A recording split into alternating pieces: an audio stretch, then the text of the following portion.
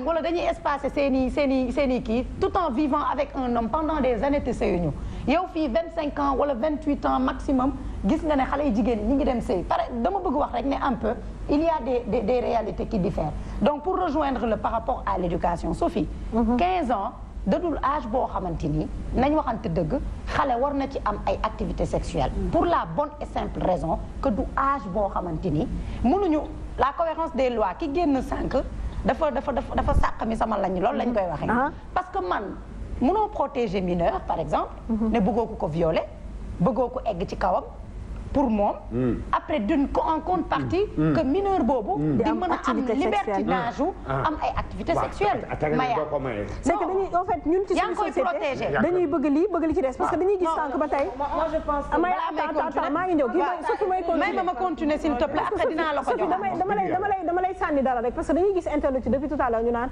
waroon nañu invité benn islamologue c'est-à-dire quelqu'un koo xam ne dinañu wax ci diine lan la ci xalaat mais ñun ñëpp xam nañ diine lu mu xalaat sexualité effectivement c'est-à-dire waruloo am rapport sexuel avant le mariage voilà maanaam xam nga lu tax ma tiit foofu je parle d'abord des réalités et des contextes Sophie on est un pays pauvre dañuy dudd ci ay familles yoo xam ne ay famille de valeur la gàcce da lay yomb ak yeneen je pense que xale yi war nañu tal leneen lu dul am mais âge bi ma déggagum lu dul am ay activités sexuelles ba ñu leen ciy ñàkk ak yeneen donc comme elle l'a dit sage-femme la elle pouvait être là à défendre son métier et son corps mais elle a parlé d'éducation avec honnêteté voilà avec honnêteté parce que éducation dafa am âge boo xamante ni bu fa xale tollee papa yar la jàng jéem a ñàkk boppam ba toll ci benn âge ñu maye la nga sëy wala nga takk soxna maya c'est l'idée en fait c'est l'idéal tout à l'heure da ngeen laal ay points yu am importance par rapport à l'école je me rappelle xaw ma sax ndax ba léegi mi ngi am les écoles privées catholiques tout à l'heure da nga wax mèche léegi da ngay dem ci yenn écoles yi xale yi jigéen ñu ndaw précoce teg seeni cheveux yuy daanu ba fenn mais nekk dans une école amul kenn ku leen di interpeller par rapport à âge bi ngay am da ngay romb sa tonton doxaan la parce que yow âge bi nga am ak sa morphologie yamuñu mais am na école privée catholique yu njëkk yoo xamante ni surtout man yi ma jànge Safia doo meesu doo émaayu âge bi nga toll voilà gloss sax doo ko def âge bi nga tollool li nga tollool ngay def te ba tey am na ci kër yi te nag gis nga ñi doon baax démb Safia ñi ngi baax ba tey yaa ma wax yaay booy ne da nga laabaan yàggul dara donc y a des jeunes filles bu ma daanuwaatee ci abstinence bi ak des jeunes hommes yoo xam ne dañ ne man du ma xam jigéen donte luñ ci wax am na benn xale yi ñu ngi koy fowee léegi mais am na jigéen yoo xamante ni ñi ngi téye seen bopp ba tey liñ fiy nekk yëpp di ko poser comme problème pour rabattre pour terminer foofu ci wàllu diine moom daf ñu wax waxu abstinence pour tamit nous protéger maya la meilleure des protections mooy nga ne sa doom bu jigéen kum ci doonoon yow nag bu doon sa sago bu amee doom bu jigéen day téye boppam ba am borom kër soo amee doom bu góor du teel a xam jigéen éjaculation précoce ngeen baal ma ci kër bi sage-femme nga da ngay gis góor yoo xam dañu teel a am activité sexuelle nekk ci xale yi jigéen yi ba mënulatuñu dara seen jabar nga dem ci jigéen yoo xamante ni dañu teel a am activité sexuelle ba am na loo xamante ni dem nañu ba sëy mënatuñu wan loo donc pour éviter ça moo tax man ma campé woon ci li may woowee abstinence te ku ma wër wala nga jege ma wala nga nekk xale wala nga yaroo sama ëtt da nga tu vas essayer de t'abstenir ba keroog ngay am borom kër après nag li xale yi di def nii tey ñoom ñoo ñu mën a wax conséquences yi malgré que ne elles sont libres parce que xamuñu li ñuy def maya 15 ans 16 ans ngay am activité sexuelle xamuñu li ñuy def yow yoroo sa appartement fële en Europe 18 ans nga commencé libre mën nga jël sa appartement mën nga liggéey en même temps di jàng fii amul loolu da ngay am sax 20 ans nekk sa kër ndey ak sa kër baay bëgg ni sànjaayu ni ko papa di waxee nu la neexee y a des choses qui ne sont pas logiques quoi Prospère. Enfin, tu me donnes la parole là. Enfin, tu vas parler. Voilà. Contrairement à li ma dégg man, moi je suis sidéré. Très honnêtement. Parce que man booy question bi ma doon poser di ko reposer. musuma comprendre comme ni nga ko waxee pour man on doit être conséquent à tout moment. C'est-à-dire mënuloo am mineur. kenn amul droit xool ko kenn amul droit teg ko loxo waaye bu duggee fekk sage-femme ci bërëbu liggéeykaayam au nom du serment bi mu comment dirais-je bi mu serment bi mu waxee bi mu prêté amul droit bañ ko satisfaire mayaa yegg ci ba ne sax non assistance soo ko seetaan non assistance à une mineure. waaw soo ko seetaan la wax. parce que loolu vraiment je suis sidéré. waaw nee na mais dafa am ba tey rek. lu muy tekki. parce que man pour man comme wax nga ko léegi c'est une contradiction notoire. wax naa fii benn émission su ngeen ko seetloo. am na ko dugg sànq ba wax ko. war nañu mun ñi nga xam ne seen xel dafa màcc ji xam-xam. ci loi. autant dañ lay protéger yow ba kenn du la teg loxo. autant war nañ la teg ay barrières yoo xam ne am na loo xam boo ko dundee yoon dafa war a dal sa kaw. parce que mënu ma la protéger par la main droite saraxe la par la main gauche. donc une fille qui a 15 ans wala un garçon qui a 15 ans bu am activité sexuelle doit être sanctionné par l'État. waaw dama ne déglu lu baax li may wax Maya. waaw damay poser question rek. waaw dama lay tontu dama ne. on ne peut pas protéger une personne par la main droite. saraxe ko par la main gauche. mais kenn saraxewu ko au contraire. xam nga saraxe mooy lan xam nga saraxe mooy lan. saraxe mooy ki nga xam ne à 13 ans. waaw bu fekkee madame tey ci bureau am. madame amul droit ne ko tey sa baay yëg ko wala tey sa yaay yëg ko sous prétexte que dafay divulguer le secret professionnel. ça défie mon bon sens. encore une fois. je le dis et je persiste. mais ñoom c'est là où Maya amuñu choix de ay loi yu la Maya dinaa ça fait une heure de temps waxuma. laissez-moi le temps de m'exprimer. nee na ça fait une heure de temps waxuma. voilà ça fait une heure de temps j'ai pas parlé. donc laissez-moi le temps de m'exprimer parce que man li ma dégg je suis sidéré. je suis choqué. allez-y. d'abord je commence par li nga wax sànq. question bi da nga ko posé mais malheureusement débat bi moo tax yeggul. da nga ne père sànq à qui la faute. waaw maa ngi ñëw. mu ne la à ceux qui. rédiger les lois. à ceux qui ñi créer les lois aux législateurs ci gàttal. très bien. j'ai dit non. non je ne suis pas d'accord. d'accord. parce que avant ñu yegg ci loi. avant ñu yegg ci sage-femme. avant ñu yegg ci mineur wala nekk mineur. je dis encore une fois loolu lu ma gëm la sama gis-gis la. waxuma Maya d'accord ci waxuma madame d'accord ci. une loi ne peut pas protéger une mineure. n'est-ce pas par la main droite. saraxe la par la main gauche parce que saraxe mënul weesu à 13 ans à 14 ans soo ma fekkee madame ci bureau amul droit rejeter ma. c'est contradictoire. waaw mooy li ma la wax may wax ne papa nañ ko déglu rek. may wax ne. père xaaral ma déglu lu baax li may wax. ci yow laa jógee dem ci Sophie ñëw ci pros. waaw non. ci man nga def nga ñaari tuuru table bi teg ma de côté. ah loolu métti na la. waaw non sincèrement. ma wax ne. waaw attends baal ma ak. baal naa la ak yàlla na yàlla boole baal ma wax ne. ma wax ne gaa yaa ngi toj. ci coulisses yi ma wax ne. planification familiale wala boog li nga xam ne moom la xale yi dund. dafa am loo xam ne dañ ko li ma dégg ci madame dafa am lu ma sama dafa am lu mu éveillé ci man. wax na ko sànq mooy l'éducation. la responsabilité des parents. parce que tey jii ku déglu émission bi xam ne effectivement parce que li ma bëgg a wax mooy autant xam nañ ne. parce que man li may wax ci affaire 14 ans 13 ans xam nga lu may wax. ci sama xam-xam bu gàtt ci lu jëm ci affaire la reproduction. moo di grossesse à risque la. effectivement grossesse à risque la. ne serait-ce que pour ça. la loi dafa war a gën a pousser. parce que mooy li ma wax sànq tu peux pas protéger quelqu'un par la main droite.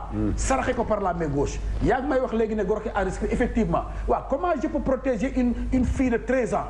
ba kenn amul droit laal ko. mais créer les conditions yoo xam ne war naa mën a jël une grossesse à risque. mais parce que mooy li ma la wax. mais l'État n'a pas créé ces conditions là. bàyyi si. xam nga non Maya xam nga lan mooy créer les conditions. amul benn loi bu lay contrarier si boo defee loo xam ne nii tolloogoo ca âge ba. mais il y a de l'organisation de la loi. maa ngi ñëw waaw organisation de la. mariage may leen ma ñëw tuuti. ñàkk am activité moo ko. may ma ñëw. ñàkk am activité moo ko. c'est-à-dire non lui il parle je pense de détournement de mineurs. non je ne parle pas de détournement de mineurs. tu parles de mariage précoce. non je ne parle pas de mariage précoce. ah kon loolu. li may wax mooy waaw parce que bu ngeen ma dégluwulee du ngeen xam li may wax. c'est-à-dire mënuñu je prends la fille de 13 ans. d'accord. kenn amul droit maye ko kenn amul droit séq ak moom dara. kan la fille de. 13 ans. dama ne moins de 13 ans. jël na lu jigéen maye ko. waxuma loolu père. moom li loi bi tëral lay wax. waaw. waxuma li ngay wax ku la def sax nga maye 10 ans. waxuma loolu. je parle de la loi moi je suis dans la légalité. donc il faut nga déglu ma. dama ne mënuloo xale bu am 13 ans kenn amul droit maye ko. kenn amul droit séq ak moom quoi que ce soit. mais tey bu duggee ci bureau madame dafa war a préserver le secret professionnel ba effectivement accompagner ko autant que faire se peut. parce que li mu wax sànq mooy taxawu la en tant que yaay taxawu la en tant que sœur loolu daf koy neex mu def ko neex ko du ko def mais en tant que sage-femme elle a l'obligation de t'écouter de t'aider même su fekkee ne effectivement gis na ne lii kat xam nga ko bu yàgg loolu laa wax ne c'est contradictoire sama gëm-gëm la. léegi yow pour yow ban taxawaay la ñu waroon am. ban taxawaay la ñu war a am mooy li ma wax autant am na loi bu wax ne. kenn amul droit maye la kenn amul droit séq ak yow quoi que ce soit. war nga aussi yow boo amee un comportement à risque. loi dal sa kaw. sama gëm-gëm la waxuma Maya na ko gëm waxuma ma Samba na ko gëm. comme lan Maya s'il te plaît bàyyi ma waxtaan ak Prospère. par exemple xale bu am 14 ans. oui ñëw ci centre de santé. oui di demander à ce que ñu defal ko planification familiale. oui alors que moom am na activité sexuelle il y a 1 an. oui ou 2 ans loi bi lan nga bëgg mu def ci. d'abord permettre à la sage-femme d'alerter ses parents automatiquement parce qu'elle est toujours mineure. La preuve. ma wax ne. la muy doon loolu. l'état joxagu ko carte d'identité parce que amagul 18 ans. bon si elle se suicide après. père. may ñu xam ne fa la yàlla yemal ay. waaw loi bu ñu signé ba pare instant yi xam nga. waaw mais les lois. mais ce que Prospère vient de dire sur ce plateau là. est très dangereux. li nga wax yow moo ma gën a dangereux. non parce que quand li nga wax yow moo gën a dangereux. non c'est-à-dire que ce que Prospère vient de dire. il faut que ñu bàyyi ci xel. waaw mais su ko bàyyi Prospère mu ne. waaw su xaroo. waaw ñu xam ne foofu la yàlla. mais absolument jamale ay dundam. absolument mais y a pas un discours plus irresponsable. non maa ngi ñëw. en fait maa ngi ñëw. dinaa ñëwaat damay pas une question de discours. comme ça yow nga ramasser li ñu wax nii yëpp. laissez-moi mon temps de parole. wax na ko léegi xale bu ñu yar 13 ans mu toog ci këram. du planning bay xaroo fa dee. voilà xaaral ma ñëw s'il te plaît Sophie. am na benn commentaire bu ñu def il a raison une éducation 13 ans. da nga war a yar ba doo dem ci centre yi. ñi def les vidéos ba ñu génnee temps de parole dina ñëw. s'il te plaît def les vidéos ba ñu génnee ko Sophia. ñooñu nga fa ne seen ndey yaruñu leen. terminé. du calme. gis-gisam la Prospère. Prospère xam nga dañu ñëw ci loi du calme Sophie mais Maya. ci loi yi nga xam ne waaw d'accord da nga ñëw ci loi yi. mais li Maya wax dëgg la de. papa please s'il vous plaît parce que depuis tout à l'heure ñu ngi waxtaan tranquillement y a pas de problème parce que sujet bi moo ko laaj aussi. Prospère ñëw na ci li nga xam ne moom la ñuy wax sage-femme yi ne soo ñëwee foofu ak benn âge. mënuñu laa boole say parents moom nee na loi bi dafa war a permettre à ce que ñu dem di wax ak parents yi ci xale yi li ñuy dund mais Prospère si on pose les choses normalement. xale yi bu ñu amee éducation bu baax. xam fi ñu jaar. xam fi ñu teg seen temps. c'est-à-dire parents yi bu ñu defee seen wàll. est-ce que xale bi dina am xelu. dem di am activité sexuelle. ba ciy teg dem di def planification familiale laataa ñuy dem ci loi yi xam nga loi yi moom nul n'est censé ignorer la loi ñun ñëpp dañuy xam li nga xam ne moom la loi yi tëral te loolu ngay def boo nekkee médecin bu ñu nee loi bi li lay def yow en tant que personne tu vas pas dire non loi bi li lay def mais man lii laay def da ngay tënku ci loi bi def. mais est-ce que parents yi ñoom tënku nañ ci li nga xam ne moom moo leen war en tant que parent ci seeni ay doom parce que am na ñoo xam ne du ñu mës a xalaat seen doom am activité sexuelle parce que ni ñu leen yaree la mais am na ñoo xam ne comme j'ai dit bàyyi nañ seen doom de telle sorte que ñu am activité sexuelle ou pas ñoom xamuñu ko boo leen amilee seen doom mu biir sax da leen di def problème parce que pour ñoom seen doom amul fit def lool alors que def ñu ci ñoom jom defuñu ci ñoom li nga xam ne xale bi dina jom def yenn yi. merci loolu la foofu laa doon daanelee mais koo dégluwul doo xam fu mu jëm sànq sama discours j'ai pourtant parlé d'éducation et de la responsabilité des parents c'est ça que j'ai dit non c'est à peu près la question que tu poses. mais c'était bien avant que ñu ñëw ci affaire xale yi. c'était sànq par rapport ak famille. non léegi la kon dégluwoo ma bon kon tu ne m'as pas entendu un discours irresponsable Maya mooy discours responsable mooy une fille de 13 ans. mën a am comportement boo xam ne soit dafay suicide moo koy rey wala grossesse à risque moo koy rey. arrête de me dire ça li ngay wax nii d'accorduma ci loolu parce que autant waru suicide bi dérangé na la tout en sachant ku nekk fa nga war a dee ngay dee je le dis et je l'assume awma lu ma ci tiit autant c'est encore beaucoup plus risqué quand tu prends une grossesse à 12 ans 13 ans. donc année protection bi. su fekkee ne man yow sa suicide moo may déranger waaye yow sa grossesse boo war a jël yow ba sa dee xaj ci yow déranger wu ma. donc ce discours est beaucoup plus irresponsable. je suis désolé. la preuve yàlla daf ko calculer. dafa am foo xam ne boo fa tolloo. grossesse à risque la parce que say cër. attanu ko madame mën na xam na li may wax. mu am foo xam ne boo fa tolloo. am nga doom yàlla roof la loo xam ne day éviter nga jëlaat grossesse mooy nampal bi ak effectivement suspension des règles. d'accord xam nga nag beneen bi doog a ñëw. muy ménopause. yàlla boo demee pourquoi jigéen di ménopause la góor du ménopause. ndax grossesse ni mu diisee. waaw yàlla def loo xam ne boo demee ba jàppan nañ ne sa kattan en tant que jigéen kat antanu ko say système immunitaire yi commencé wàññeeku yàlla roof la ménopause ba dootoo jël grossesse. ñu ne ay nenam jeex na. waaw yàlla roof la ménopause waaw non nen dans le sens que. dans le sens en parlant du système d'ovulation. moom daal ay bombam da koy sànni du ci dellu. bomb loolu na muy wax ay nenam jeex na. waaw nen yi mooy en parlant du système d'ovulation processus d'ovulation mooy voilà très bien parce que œuf la après mu dem fécondé bu fécondé wul après nekk des règles loolu xam nañ ko jàng nañ ko on n'est pas des duñu ay dof. man kaw laa loolu laay wax noonu encore une fois. grossesse à risque boobu yàlla ci boppam. pourquoi góor du ménopause parce que góor du ëmb. jigéen mi ëmb ak risques yi ne ci ëmb yëpp. moo tax boo tolloo benn âge bi ba yàlla leer ko ne effectivement kattan bi antanu ko même sage-femme bi dañ la koy wax je veux avoir un bébé à 50 ans ñu la ah madame. même par extraordinaire su fekkee yaa ngi gis ay règles dañ lay xamal ne effectivement c'est une grossesse à risque. waaw bu ko boo mënee am yàlla mooy sàmm waaye bu mënul am ñun moo nu gënal. waaw du ma fa appesantir. waaw mais dama wax ne. li ma fi dégg man ci plateau yi parce que quand même dinaa nangul dara père je veux être de bonne foi. dafa mës a wax ne. xale yi tuuti ñi ngi koy def. ma dëkk ci di ko weddi. wallaahi xaaral maa ngi ñëw may ma rek je veux être conséquent avec moi-même. parce que boo gisee sànq bi may introduire ma poser question bi. li madame wax laa bëggoon mu leer sama bopp parce que bëggumay am taxawaay naa féq. tey jii dinaa ne yey nga ma ci plan boobu. wallaahi. yey nga ma je vais avoir la bonne foi de le reconnaître. wallaahi ndax musuma image pour man. waaw loi bi kat bëgg na xale yi adolescents yi bëgg na bëgg koo xam ne. am na âge yoo xam ne boo ko duggee. li lay jëkk wax mooy. génn aca door. waaw mais comme loi moo leen wax ne la aw ma droit dàq la pour prêter serment wala xaw ma déontologie xaw ma lan vraiment je suis choqué. maintenant fi may conclure mooy. pour donner la parole. na waajur yi. gën a effectivement def taxawaay seen ay doom seen ay njaboot. surtout ñu jigéen ñi. li tax ma wax loolu mooy à nouvelle situation wala à nouveau comportement réaction nouvelle. li ma bëgg a wax mooy surveillance bi parce que mënuma comprendre sànq ñuy wax naan am nga yow jigéen mën a taxaw ak sage-femme laaj ko loo xam ne mënoo ko laaj sa ndey ji la jur ëmb la. fa la juba di commencé. ma wax ne man de gis naa ci ñoo xam ne vraiment. sant naa leen. ni ma leen sante mooy parce que comme àdduna moo jaxasoo am na foo xam ne parents yi dañuy jaxasoo ànd ak yéen ba du ngeen ñu bett yaa ngi may dégg ku si yàlla dénk njaboot bu jigéen chaque mois da nga koy yóbbu visite. pourquoi pas ku góor ki. Maya ba bàyyi ma wax waaye. pourquoi pas ku góor ki loolu mooy wax bu yàqu. Maya jigéen li ñuy séntu ci moom di ko laabaan ci jigéen lañ koy séntu. séntu ñu ko ci góor. dëgg la. muy benn yaa ma la gën a xam li may wax arrête de ma kii noonu. je vais essayer de ne pas trop. ma ne ko Dieye xadar voilà mais li ma bëgg a wax mooy. xam nga boo ma waxee pourquoi pas góor. boo ma waxee pourquoi pas góor mooy da ngay saboté. waaw li ñuy séntu ci góor jigéen lañ koy séntu.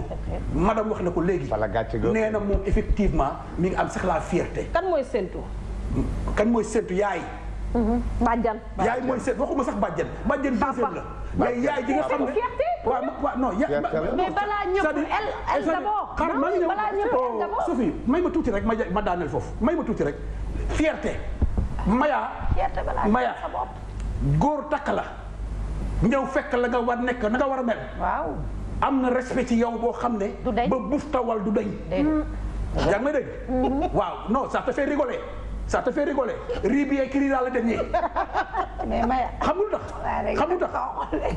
non xamul tax non laisse-la rigoler mais ñun loolu fii lañ ko fekk te fii lañ koy bàyyi. man waxuma dara de. bu leen ma wax loolu ma waxul. waxuloo dara mais non j'ai pas dit que da nga wax dama ne tu rigoles riz bi écrit dans le dernier. mais tout le monde a le droit de parce que madame dafa wax léegi ne mi ngi koy cité sax d'ailleurs. baax na cité tur si wax doomam tellement qu'elle était fière muur doomam. ba xaar bi muy am ci loolu moo fi am du fi jóg. féminisme du ko fi dindi jàngee France du ko fi dindi jàngee États-Unis du ko fi dindi may wax ne.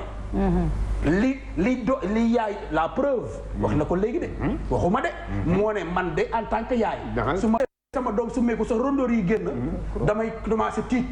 loolu pap ni yaay yi tiite ci doom. papa du ko tiite ci doom bu góor. donc arrête de me dire pourquoi pas góor ñi. li ñu et puis lenn il y a même mieux. c'est là où il y a problème. il y a non il y a aucun problème. tu sais pourquoi du ñu tiit ci seen doom bu góor. tu sais pourquoi il y a pas problème. aujourd'hui bu jigéen y a problème. tu sais pourquoi il y a pas problème. mais attends non c'est-à-dire que xam nga tey lan la. parce que li jigéen di dundee li jigéen mooy judduwaale loo xam ne. tant que jébbaluñu sa borom. loolu mu judduwaale c'est pour elle. donc d'abord mais c'est pas pour elle exactement. c'est pour elle. je suis désolé. non mais c'est pour elle. c'est pas pour elle. non c'est pas pour elle. je suis désolé. c'est là où tu vas voir. désolé la femme moo daan diine ndax li diine wax tëral ko ci jigéen tëral ko ci góor ñoom dañ koy bàyyi je suis désolé jigéen humaine bi muy judduwaale c'est pas pour elle je suis désolé. Alors c'est pour qui? C'est pour son mari. Ah non, je suis désolée, c'est pas pour son mari. Mais c'est ça la vérité. C'est ça la vérité. Tu la gardes pour qui alors? Tu la gardes pour qui? Maya, pour toi d'abord. Non, je suis désolé. Maya, si on parle de la religion. Quand même, arrête-moi. Maya, si on parle de la religion. ak ni mu respecté jigéen. Mais c'est la religion qui nous demande ñun d'abord préserver pour suñu femme. ñëwaat ci la femme. Donc d'accord. La femme di ñëw ci jigéen war a mel. man bëgguma wax ñu dugg ci foofu mais dama la religion Sofia non 99% des musulmans nga duñ fa dugg fa la ñuy dugg ba jox duñ fa dugg. waaw d'accord pourquoi tu fuis? je ne fuis pas moi je ne fuis jamais. si boo Ndiaye bokk naa yow plateau ngay réclamer nekk Tidiane talibé Cheikh.